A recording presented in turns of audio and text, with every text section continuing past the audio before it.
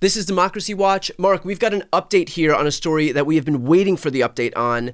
We've been waiting to see whether Ann Selzer and the Des Moines Register, whether the parent company, Gannett, is going to settle with Trump in the fraud lawsuit that he waged against Selzer over what he calls political interference because of a poll that she released, an inaccurate poll in the lead up to the 2020 election.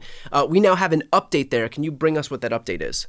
Yeah, so she is being represented pro bono by a First Amendment nonprofit organization called the Foundation for Individual Rights and Expression. It goes by the acronym FIRE. They are well known. They do a lot of free speech cases on college campuses. Originally, a lot of them were right of center. They were protecting people who they thought were subject to discipline for what they said. They've done a lot of work more recently left of center for people who feel like they're being disciplined for what they said. But a lot of it's college campus based, but it's not all. I mean, they've done other stuff in this space. I think my question that I have here, which, the alarm bell this raises, is why does Ann Selzer need pro bono legal counsel? Why is it she had to retain a nonprofit entity to represent her? And it seems to me there's only two reasons. Neither of them are particularly good. The first is because Gannett wouldn't pay for her to have paid counsel. And that is an absolute, a black mark on them. I mean, why would they not? Why would a multi-million-dollar, huge corporation with media assets not pay to have Ann Selzer represented by a lawyer of her choice? The second possibility is that Ann Selzer feels like Gannett may want to eventually settle. And she feels like there's a non-alliance of interest. So she wanted lawyers who are known for, being very aggressive in defending First Amendment rights. And neither of those really warm my heart. You would hope that the lawyers, that Gannett would want the most aggressive defense of the most aggressive lawyers who would never, ever settle on behalf of someone who is an icon in the media landscape. Ann Selzer is not just some pollster. She has been the face of the Des Moines Register and has done so much for their brand over the years that, I hope there's a third answer that I'm not thinking of.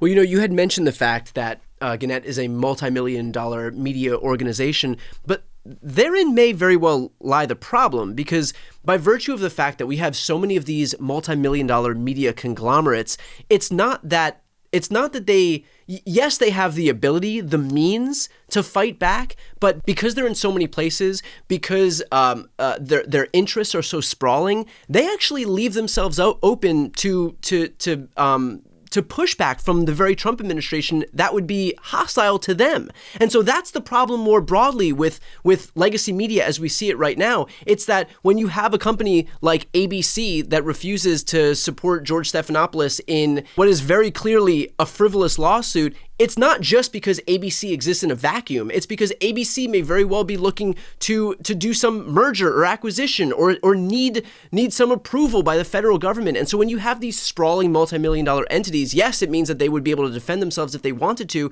but they have exposure by virtue of the fact that they are that big and that they do need then to curry favor with the administration.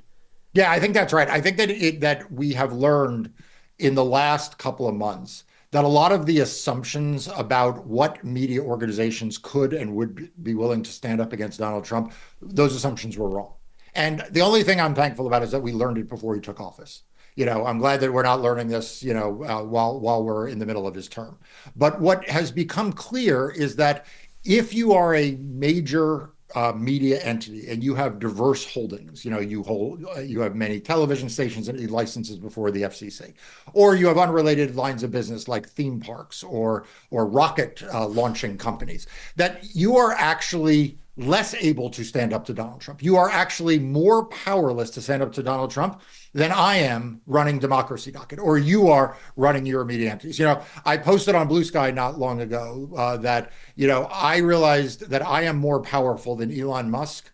I am more powerful than Mark Zuckerberg, and I am more powerful than Jeff Bezos, because I can say right now out loud, fuck you, Donald Trump. Fuck you. And they can't afford to do that. They can't afford to stand up to Donald Trump because he'll influence their government contracts. They can't afford to stand up to Donald Trump because they'll influence his ability to get relicensing their broadcast stations. So in many respects, the Democracy Dockets of the world, the Brian Tyler Cohens of the world, actually are much, much more powerful in the current media environment and much more able to stand up to and deliver accurate information and analysis, much more able to not bow down, not to obey, than any of these powerful companies, which, like I said, was not self-evidently the case. If you had asked people a few months ago, they'd say, well, no, Disney, they can stand up. They can afford to fight with Donald Trump endlessly. It turns out they can't afford to fight with Donald Trump at all. In fact, the one thing I'll say about Disney is, hey, Disney, you guys got off for $15 million. Jeff Bezos is paying $40 million to make a movie, to make a sycophantic movie for Melania Trump. So, Disney, good for you. You saved $25 million. They got off cheap. I mean, Mark Zuckerberg only bending the knee to the tune of $1 million. Man, that was, talk about a discount. A bargain. So, yeah.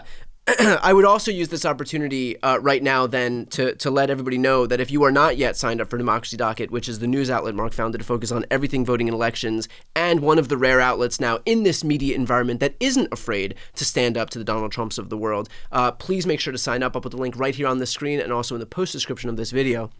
Mark, what kind of precedent does it set now that we need Fire to come in and defend Ann Selzer in the absence of Gannett, which is the parent company of the Des Moines Register? Is this going to be a media environment where now you have these multi-million-dollar media conglomerates that are too afraid to defend their own employees, their own hosts, their own media figures, and that we need to rely on third-party law firms to come in and do the work that the conglomerates themselves are too cowardly to do?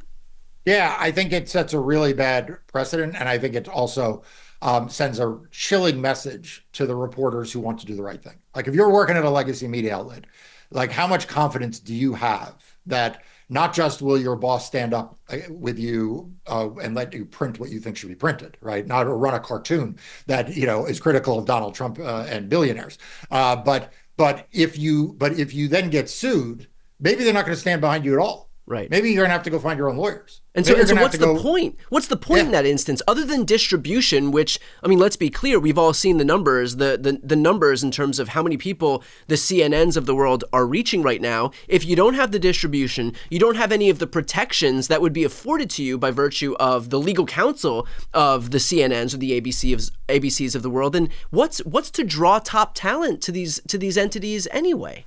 Right. Look, and that's the reason why I think you see this exodus. There's not a day that goes by that we do not see an exodus of more and more people leaving legacy media for independent media, because that's exactly right. Like, the fact is, in fact, those independent media outlets may have more incentive to defend their talent than the big entities do. Right. And so you see every day. Look, the Washington Post right now is just hollowing itself out. I mean, you're seeing talent flee there every day, but it's not just the Washington Post. Like I said, you see it across the media landscape, and that is happening for two reasons. It's happening in part because the talent has figured out that there is less there. And the second is because, honestly, the customers, right, the readers, the viewers, they're saying, well, why do I want to get my news from this entity that may be pulling its punches? Why do I want to get this entity that is now like sucking up to Donald Trump? Right. I mean, you have an entity. You have an entity like the Washington Post, whose motto is "Democracy dies in darkness." And so if that's the through line, if that's why you read the Washington Post, because you sign up under the pretense that these are the people who are going to defend democracy, and then you find out that they're not doing that. Talk about false advertising. What's the point if they're proving that the whole basis for what they're selling is just completely hollow? That's exactly right. And so that is why I don't think we have seen the bottom of where legacy media is going to wind up. I mean, I think we are still seeing the beginning. We are still in the early innings, not the late innings, of the restructuring of the media landscapes, where frankly the Brian Tyler Cohens are more important than the Stephanopouloses. I mean, the truth is, on any given Sunday, more people are watching a video you post than are watching his Sunday talk show. So, like, at some level, the question is, well, why then should guests go on there rather than on your show? Yeah. why should advertisers want to advertise there rather than, and so the whole economics of it gets shifted once this starts happening. And it's not just the demise of linear television and cable, which has been going on for years. It's actually something much more profound now. Like you said, it's applying to print media like the Washington Post. There is a major shift underway right now. And I don't think legacy media has come to understand it, or frankly, is prepared to even react to it. Because I think if you put it to Jeff Bezos, and let's just be honest with you, Jeff Bezos is like, okay, that's fine. Like, so an asset that was worth $500 million is now worth $200 million. Totally. But relative to the billions that my other businesses are worth, who cares? Right. So like there's no floor underneath legacy media other than the vanity of saying I own this news outlet, or the prestige, to put it in more personal or positive terms, of the talent saying, well, I'd rather be on this name brand entity. Or even more perilous, the fact that he is purposefully wielding the Washington Post as a way to help Donald Trump, or a way to curry influence with Donald Trump, knowing that if he needs to sacrifice the integrity of the entire brand in the process, that's a small price to pay, literally a small price for him to have to pay to do that. And if it means he's got to torch the reputation of the entire paper in the process, again, no skin off his back, because this is just one little dime in the millions and millions and millions that he has in his billions that he has billions. in his Billions is the number you're looking for. Yeah. Well, with that said, again, all of that underscores the importance of the work that you do and your team do, and you can read about that on a daily basis in Democracy Docket. So I'll put the link to Democracy Docket right here on the screen and also in the post description of this video. Please, if you're watching right now and you're not yet signed up, do us a favor and sign up. I'm Brian Tyler Cohen. I'm Marc Elias. This is Democracy Watch.